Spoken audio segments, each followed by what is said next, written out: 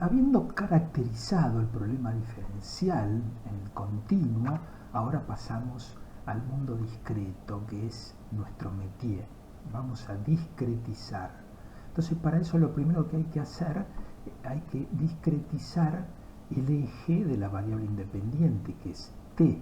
De modo que en lugar de tener ahora un continuo, lo que vamos a tener son nodos discretos que vamos a numerar desde 0 en adelante, 0, 1, 2, 3 y así siguiendo, n como índice genérico, y en principio, por simplicidad, vamos a pensar que el paso de discretización es uniforme y lo vamos a llamar k.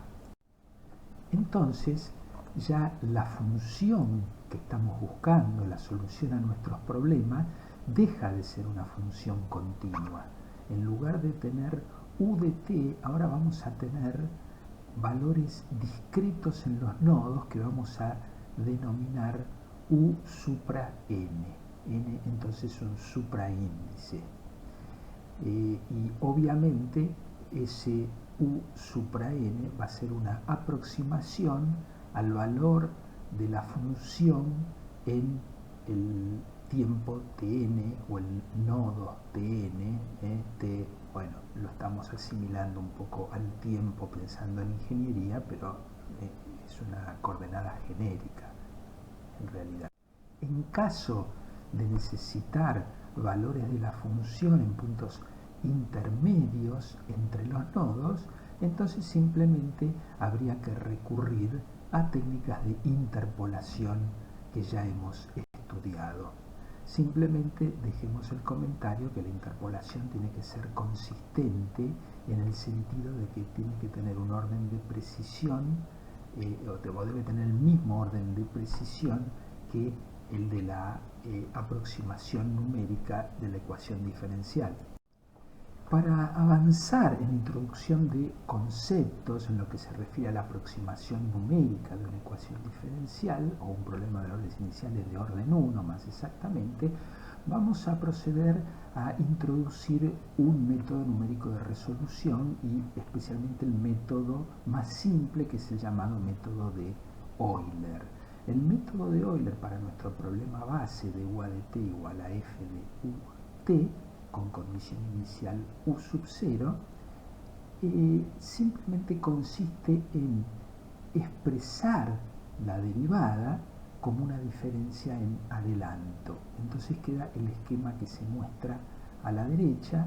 Un más 1 menos un sobre k es la expresión de la diferencia de orden 1 asociada a la derivada primera, y del miembro derecho lo que hacemos es calcular f en el nodo n, es decir, para los valores de u supra n y t supra n.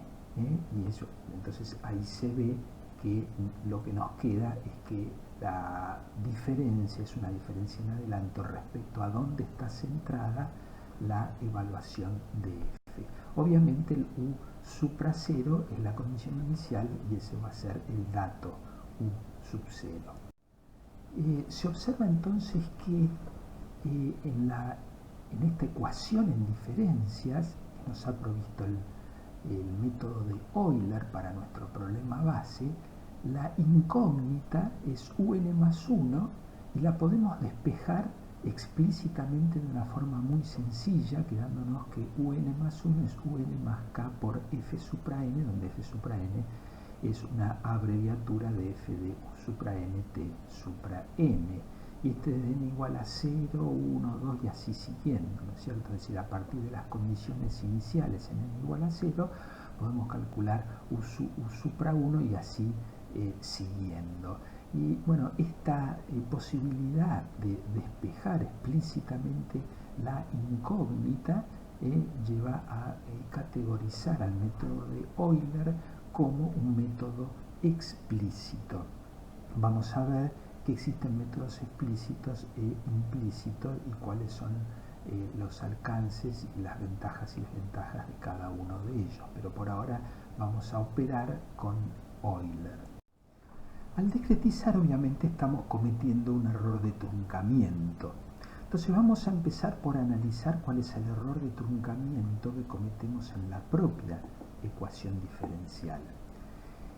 Para ello, podemos reconocer que si reemplazáramos formalmente la solución exacta del problema diferencial en la ecuación en diferencias, entonces no se cumpliría. Es decir, si yo hago esta cuenta reemplazando el método de Euler, u en tn más 1 menos u en tn sobre k menos u menos f en u de tn tn, donde al usar los paréntesis estoy mostrando, indicando que es la función continua, que es la solución del problema diferencial, eso no vale 0, porque la solución del problema diferencial no cumple con la ecuación en diferencia, con lo cual lo que nos queda es un residuo que estamos llamando epsilon n.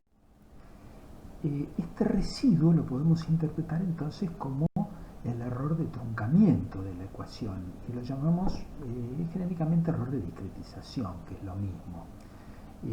Entonces, si queremos saber cuál es el orden de ese error de discretización, lo que podemos hacer es un desarrollo en serie de Taylor de la solución exacta o de la solución del problema diferencial, digamos, en el nodo tn más 1 alrededor del nodo tn, y es lo que tenemos escrito aquí abajo, y entonces eso lo podemos reemplazar en la definición de ese residuo, o sea, del error de discretización, y rápidamente arribamos a esta expresión que está aquí, que nos muestra que para el método de Euler, que es lo que estamos usando, el error de discretización es de orden 1 en k, ¿sí? Porque el primer término, el término dominante, tiene k a la potencia 1. Ahora pasemos a analizar los errores en la solución. Y acá se presenta un esquema en el cual se muestra lo que sería la solución exacta del problema, u de t en línea naranja. Luego, mediante puntos negros, se indica lo que vamos a llamar solución numérica exacta, en el sentido de que no está afectada de errores de redondeo, es decir, sería la solución numérica que se calcularía con precisión infinito. Y luego, en realidad estos puntos negros han sido unidos por segmentos negros simplemente para darle continuidad, pero tengamos en cuenta que la solución numérica son simplemente los valores nodales, es decir, los nodos negros.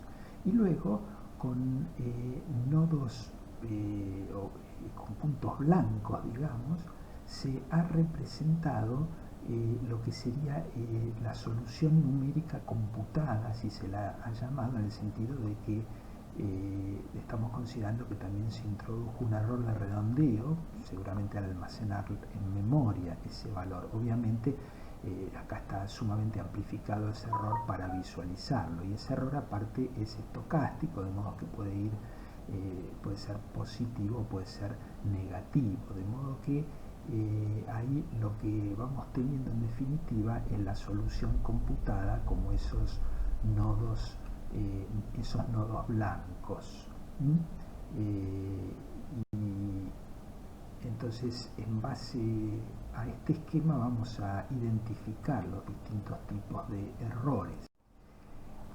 Ahí en el nodo final que se muestra, se identifica lo que llamamos el error global del cómputo, que sería la diferencia entre el último valor computado y el valor de la solución del problema diferencial, es decir, entre el último punto blanco y la línea naranja. Ese es el eje C, el error global del cómputo. Pero está compuesto de dos componentes, una que sería el error global de truncamiento, es decir, aquel que obtendríamos si pudiéramos trabajar con precisión infinita en el cálculo de la solución numérica.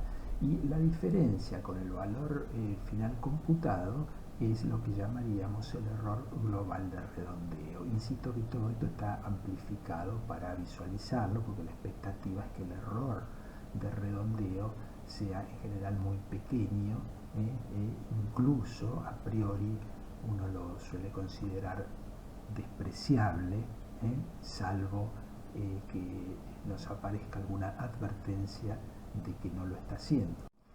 Para completar lo que se muestra en esta figura, comentemos que las líneas verdes, los segmentos verdes, serían como indicando el próximo valor numérico exacto, digamos, si no hubiera error de redondeo del paso n al n más 1, digamos, ¿sí? Que luego se ve influenciado por el redondeo, entonces pega un salto. Y el indicador de ver ampliación que allí se muestra tiene que ver luego con el análisis de lo que vamos a llamar error local o errores locales, que lo analizamos más adelante. Vamos a efectuar un análisis del error de truncamiento global. Lo podríamos definir como entonces la diferencia entre la solución numérica y la solución del problema diferencial. Aquí lo tenemos, E supra n igual a U supra n menos U en Tn. Y bueno, de alguna manera estamos admitiendo que U supra n sería como lo que estábamos llamando el valor numérico sin el error de redondeo. O sea, en principio vamos a avanzar con la hipótesis de que el error de redondeo es pequeño, como debería ser usualmente. Ahora utilizamos la ecuación en diferencias del método de Euler y lo que sería la definición del error de discretización al hacer el reemplazo en la ecuación en diferencias de la solución del problema diferencial. Entonces las restamos y al combinarse la solución numérica con la solución del problema diferencial aparece entonces el error de truncamiento global, de modo que nos aparece esta ecuación que de alguna manera sería como una ecuación en diferencias para el error de truncamiento global. Fíjense que depende de esta diferencia de los valores de la función f calculados en los valores de la solución numérica y de la solución del problema diferencial, que podemos simplificar un poco recurriendo a un análisis en serie de potencias y quedándonos a primer orden, de modo que nos queda la derivada de la función f respecto de u por la diferencia entre ellas, que es justamente n. De modo que introduciendo esta definición de mn como menos de f a de u, que ya habíamos utilizado, nos queda finalmente en el último renglón la ecuación en diferencias para el error de truncamiento global. Bueno, ahora hacemos un poco de álgebra con esa ecuación en diferencias para el error de truncamiento global. Despejamos el en más 1 en función del en, también nos queda ese término residual, k por epsilon n. Luego acotamos, es decir, tomamos módulo y esto es menor o igual que la suma de los módulos. Entonces, si hacemos la hipótesis de que este factor módulo de 1 menos kmn es menor o igual que 1, lo que equivale a pedir que k tiene que ser menor o igual que 2 sobre mn, algo que vamos a desarrollar un poquito más, digamos, lo que sigue, nos queda, y ver qué significa esta condición, nos queda que el módulo de n más 1 es menor o igual que el módulo de n más k por epsilon n. Ahora bien, esta desigualdad o esta relación que establecimos entre los errores de truncamiento globales en dos pasos sucesivos puede ser aplicada recursivamente, es decir, donde dice módulo de en podemos acotarla por lo que sería módulo de n menos 1 más k por módulo de epsilon n menos 1, de modo que en definitiva el módulo de en más 1 nos queda acotado por esto, módulo de n menos 1 más k por la suma de los epsilon en n y en n menos 1. Y está claro que esto podemos seguir recursivamente hasta llegar a hasta e supra 0, digamos. Vamos agregando los epsilon j, de modo que nos queda esta expresión de aquí donde nos queda k por la sumatoria de j igual 0 hasta n de los módulos de epsilon j. Obviamente el módulo de E0 es igual a 0, porque la condición inicial es la misma, la condición numérica y del problema diferencial. De modo que solo nos queda el segundo término, que a su vez la sumatoria la acotamos por lo que sería el máximo valor de epsilon jn multiplicado por la cantidad de términos, que es n más 1, y en n más 1 por k reconocemos tn más 1, de modo que llegamos a la expresión final de este último renglón. Bueno, ¿qué nos dice esta fórmula o esta expresión que hemos obtenido? Y nos dice dos cosas. Primero, que el orden de precisión del error de truncamiento global es el mismo que el del error de discretización. Entonces, cuando decimos, por ejemplo, que para Euler el error de discretización es de orden 1, también lo es el error de truncamiento global. De modo que esto es interesante, porque ese análisis de orden de precisión del error de truncamiento global indirectamente nos está dando el orden de precisión del error de truncamiento global, que es en realidad lo que queremos saber. Por otro lado, también nos dice que en la medida en que avanzamos en el cálculo, t va creciendo, entonces hay una tendencia a que haya una acumulación de errores, pero esa acumulación de errores es lineal, y eso entonces no perjudica demasiado, no impacta tanto sobre lo que sería el error de la solución numérica. Como vamos a ver, lo que sí impacta es cuando estos crecimientos son de tipo exponencial. Entonces todo esto en realidad lo hemos hecho basados en el método de Euler, pero bueno, esto es indicativo, y podemos pensar que estas conclusiones generales que hemos sacado se aplican a otros métodos numéricos que veremos más adelante. Vamos a analizar ahora lo que vamos a llamar el error de truncamiento local. Eso significa que si partimos de la solución numérica en el paso de tiempo n, entonces ahí, bueno, por un lado podemos reconocer lo que sería la solución numérica local exacta, es decir, llamada local porque, bueno, es la que parte del valor calculado en el paso n y que obtendríamos ejecutando un cálculo con precisión infinita mediante la ecuación en diferencias para llegar a n más 1, que luego obviamente se va a ver afectado por un error de redondeo, y entonces el resultado en n más 1 va a ser el punto blanco, digamos así.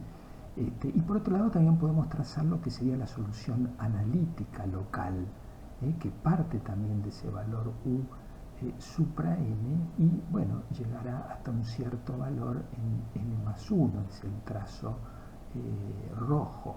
Y entonces ahí podemos diferenciar de ese error local del cómputo, que es la diferencia entre el valor final, es decir, el punto blanco, y la solución analítica local. Podemos diferenciar, dijimos, entre lo que sería el error local de truncamiento, que sería la diferencia entre la solución numérica exacta, local exacta, y la solución analítica local, y el resto, que es el error local de redondeo. Eso es lo que estamos amplificando entonces de ese gráfico original donde habíamos visto los errores globales.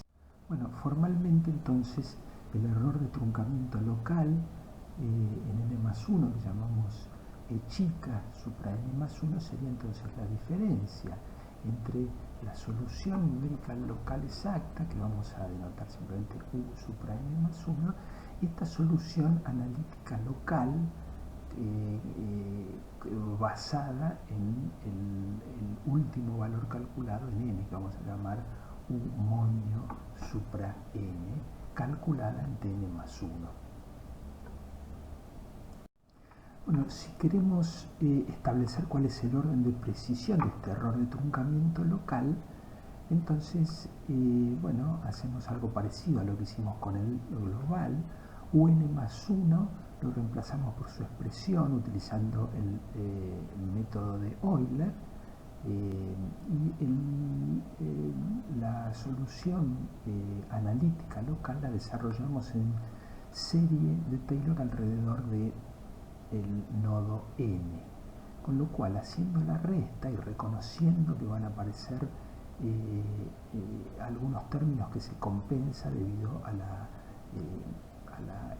ecuación diferencial, al cumplimiento de la ecuación diferencial, entonces es fácil ver que el n más 1 queda como esta expresión que está escrita acá, donde nos muestra que es orden k al cuadrado, es decir, es orden 2 para el método de Euler. Ahora bien, si comparamos la expresión que hemos obtenido de este error de truncamiento local con la del error de discretización, que repetimos aquí abajo, vemos que son totalmente similares salvo un factor k y un signo, asumiendo que esos valores de derivada segunda de lo que sería la solución analítica del problema y lo que sería la solución analítica local no difieren mucho, de modo que podemos decir que el error de truncamiento local aproximadamente lo podemos expresar como menos k por el error de discretización.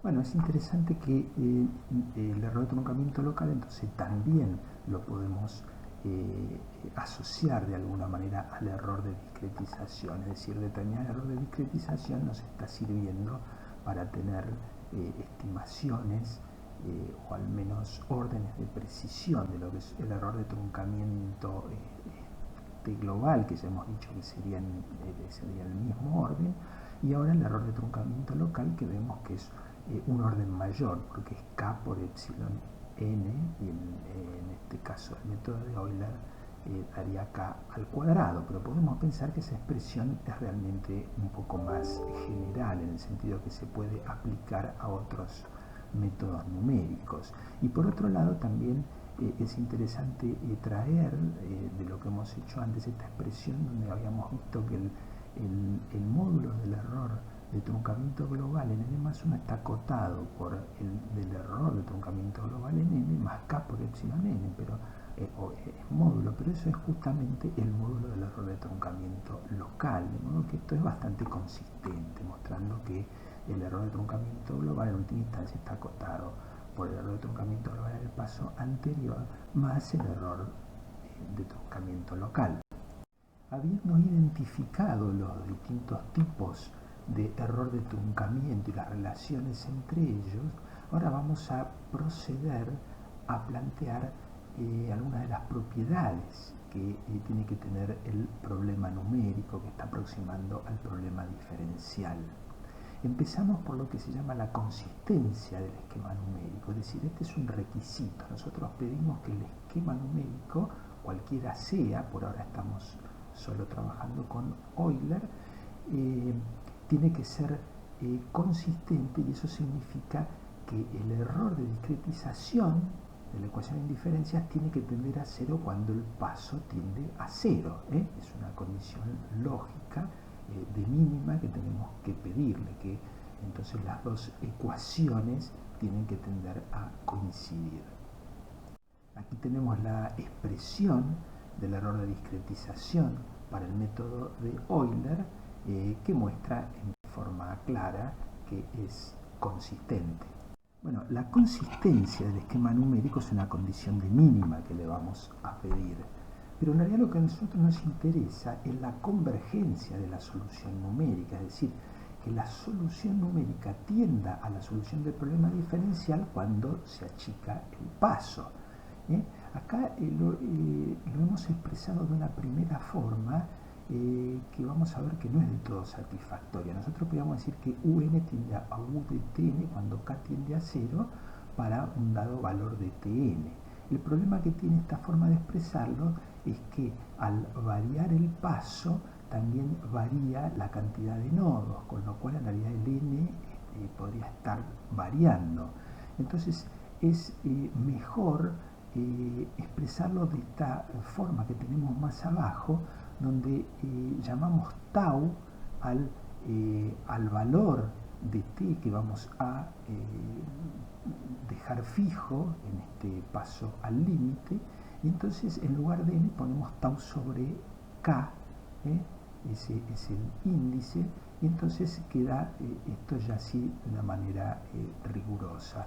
U de tau sobre k, supra tau sobre k, tiende a U de tau, es decir, al valor de la solución analítica cuando k tiende a 0 y tau está fijo.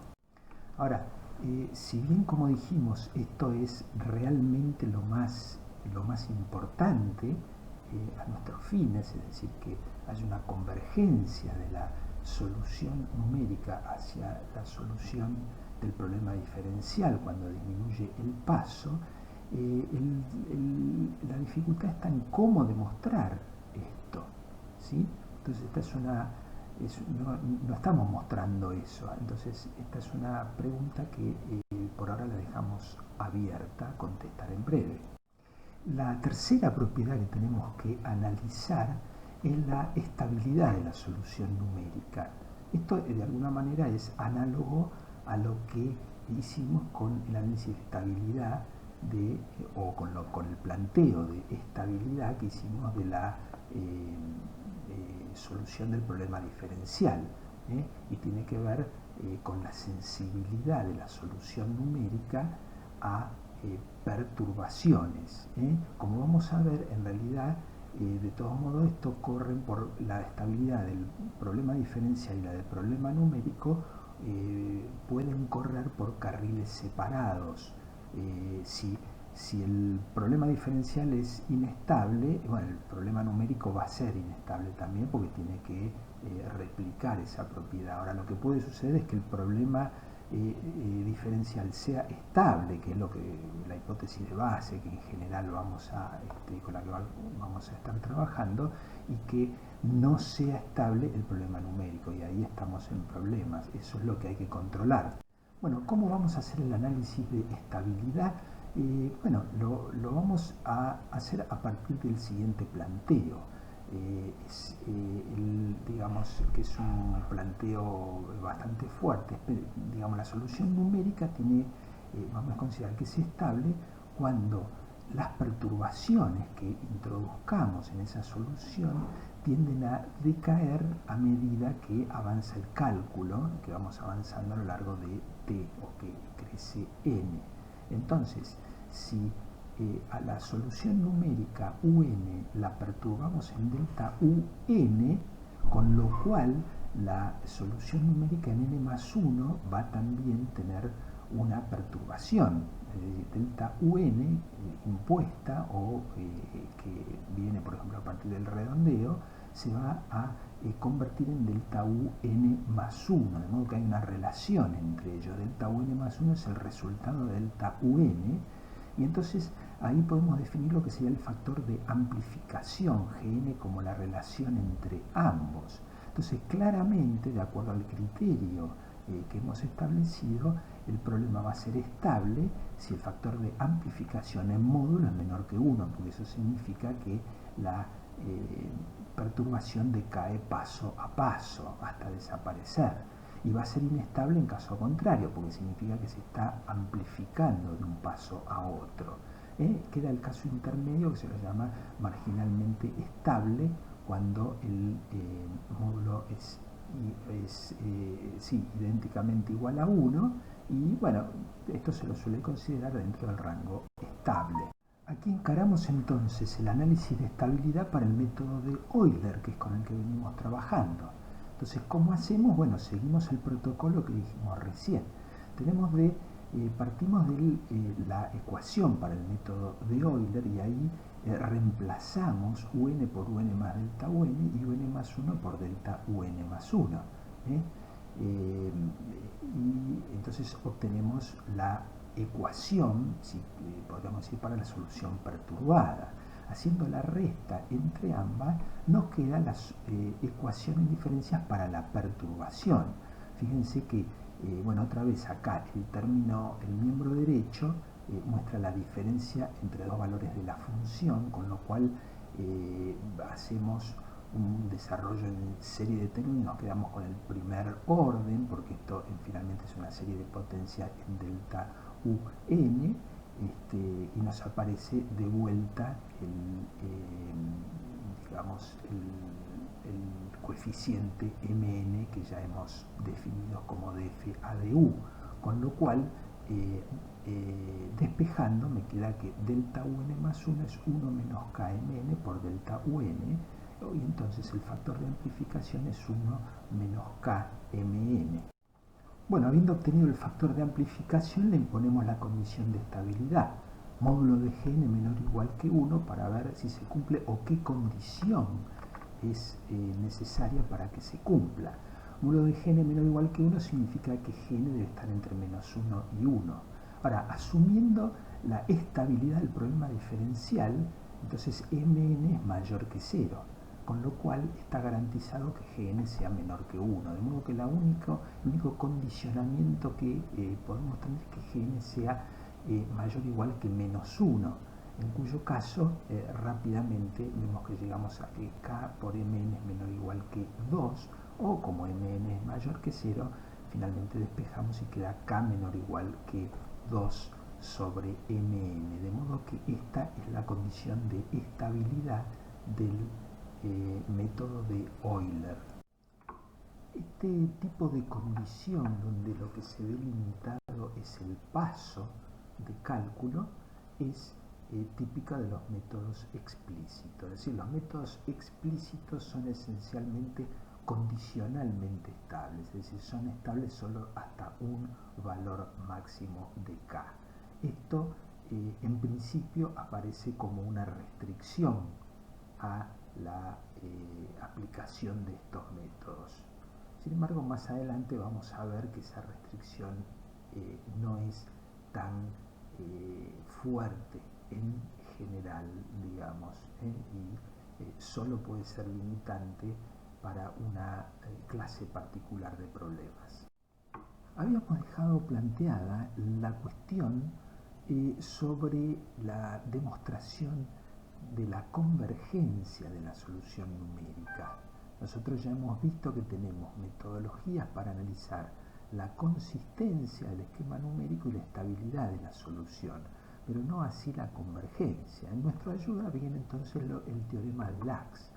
El teorema de Lax muestra que bajo determinadas condiciones, que nosotros vamos a de alguna manera pensar que son generales, si el esquema numérico es consistente y la solución numérica es estable, entonces la solución numérica es convergente. Es decir, consistencia y estabilidad implica convergencia. Entonces esto es una gran ayuda, porque justamente lo que podemos hacer nosotros en el análisis de consistencia y de estabilidad, que una vez garantizada, entonces vamos a asumir que la solución numérica que estamos obteniendo es convergente hacia la solución del problema diferencial cuando se achica el paso de cálculo.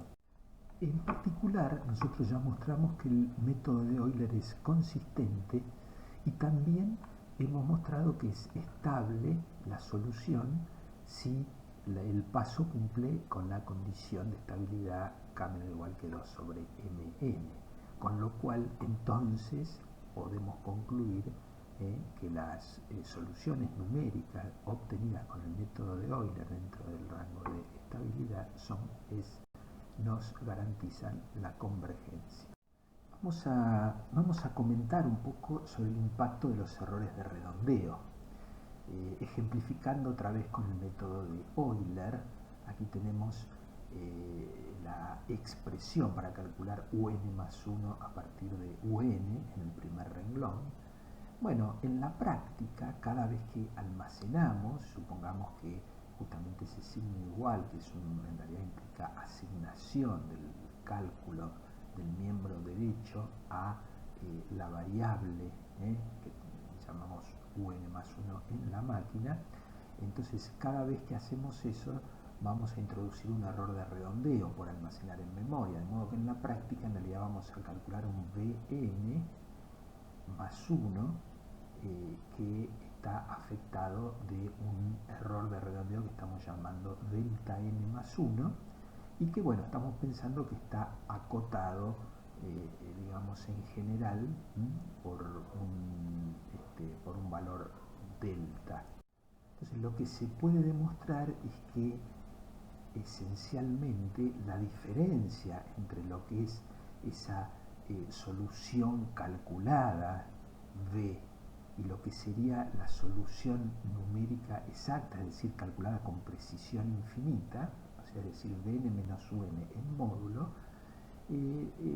es proporcional a, por un lado, el error o la cota, digamos, si estamos acotando, delta, y es inversamente proporcional esencialmente al paso de cálculo. Y esto muestra entonces, esto indica que el error el efecto del error de redondeo en la solución numérica aumenta indefinidamente cuando K se reduce, se amplifica el error. Y esto ya no nos sorprende porque ya hemos visto otros análisis para otros problemas en los cuales siempre se ve que el efecto del error de redondeo tiene una relación inversa con el paso y en consecuencia crece indefinidamente al disminuir el paso.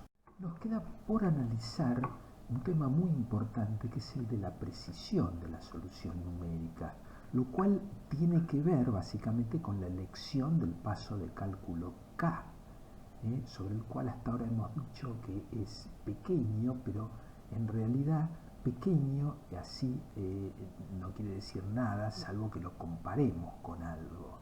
Y entonces vamos a precisar qué quiere decir esto. Pequeño quiere decir que tiene que ser